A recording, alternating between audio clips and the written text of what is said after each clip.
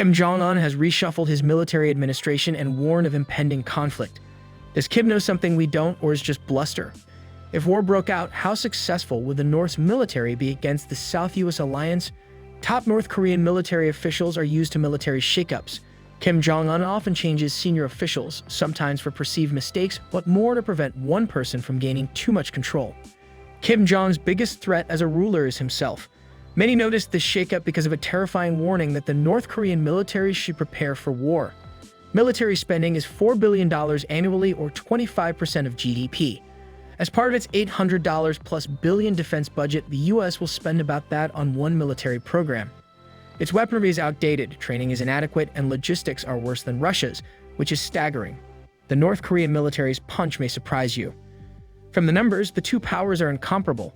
Total active duty personnel are the only area with minor parity.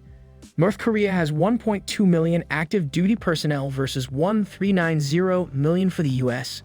North Korea has almost 600,000 reservists versus the US 442,000. But there's more to it.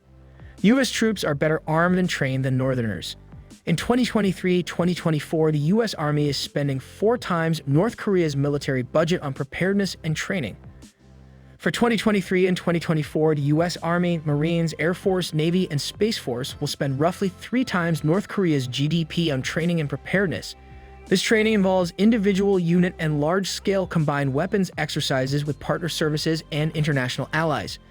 The US military's one-sided loss ratios mirror its training philosophy: better to sweat in training than bleed in war. North Korea trains units for individual proficiency. Big-scale training exercises with big formations or combined weapons operations have become rare in recent decades.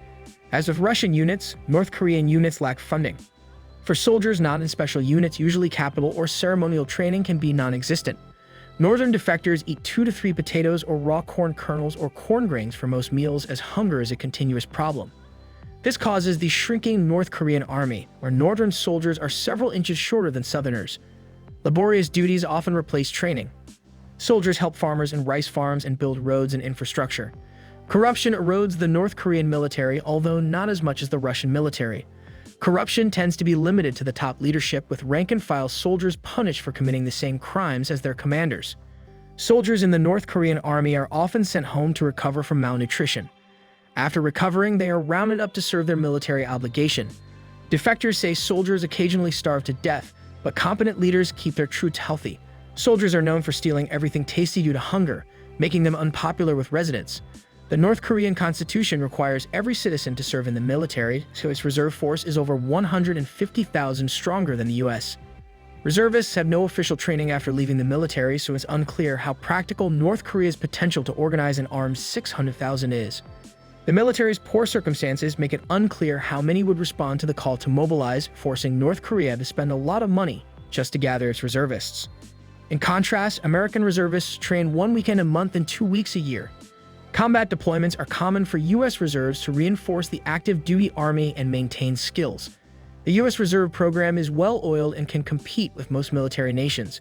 One notable exception to North Korean training and readiness is its large Special Forces group.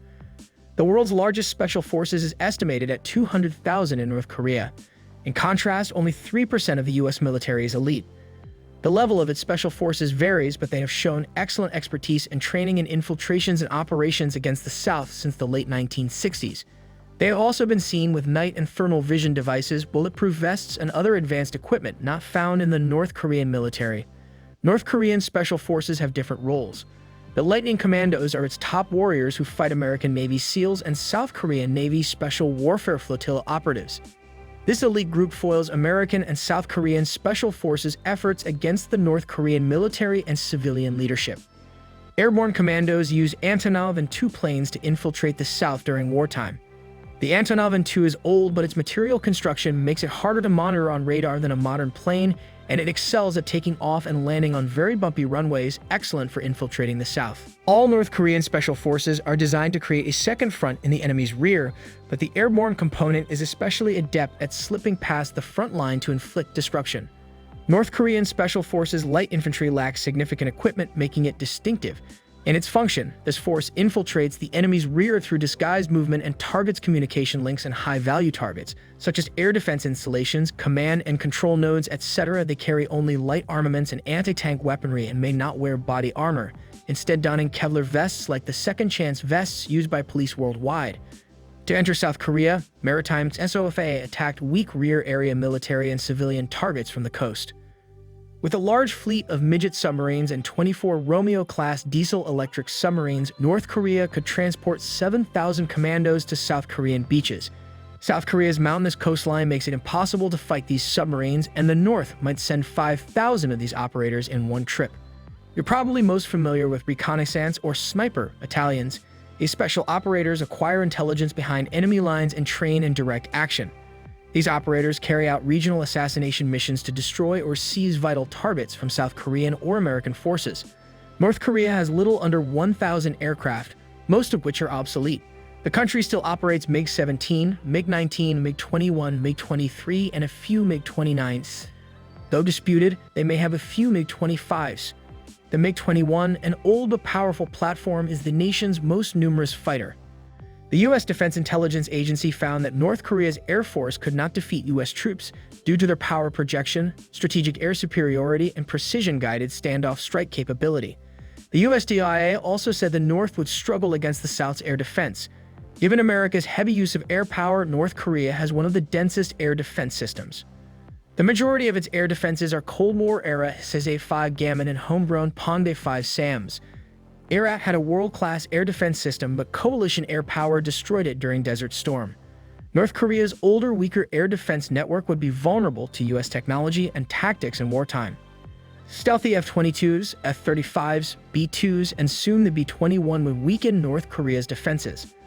America has 5,500 tanks minus 31 dispatched to Ukraine, whereas the North has 6,645 tanks.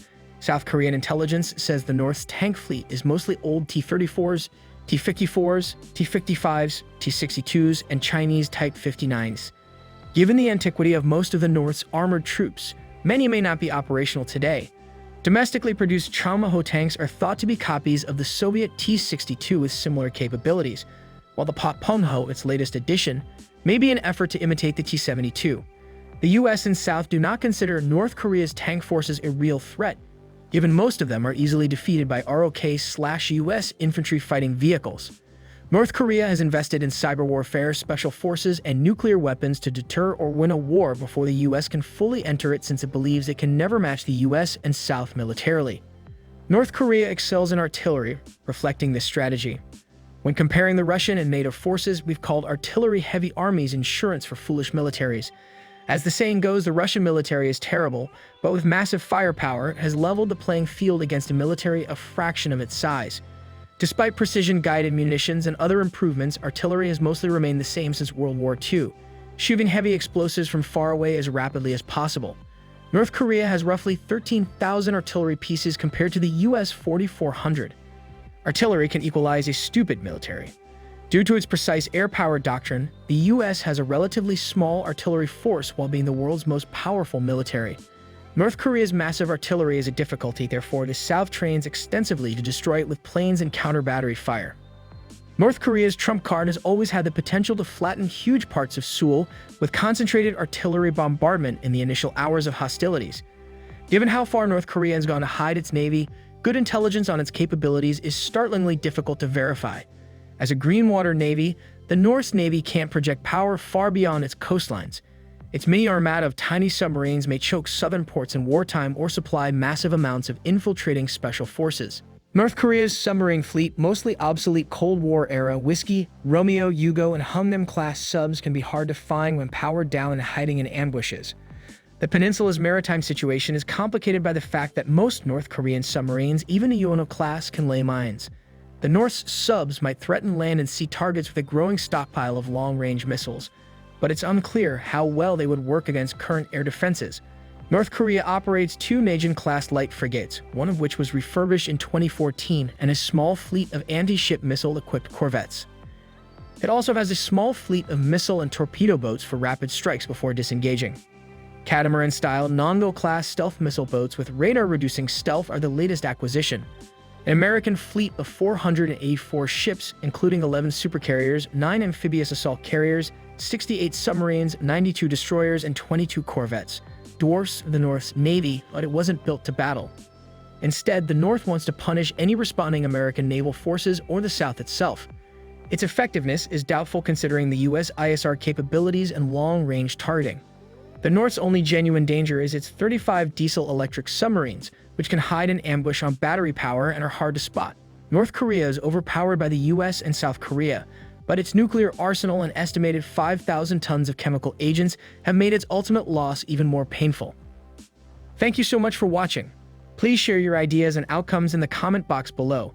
Don't forget to like this video if you found it helpful and subscribe to our channel for more incredible videos like this one.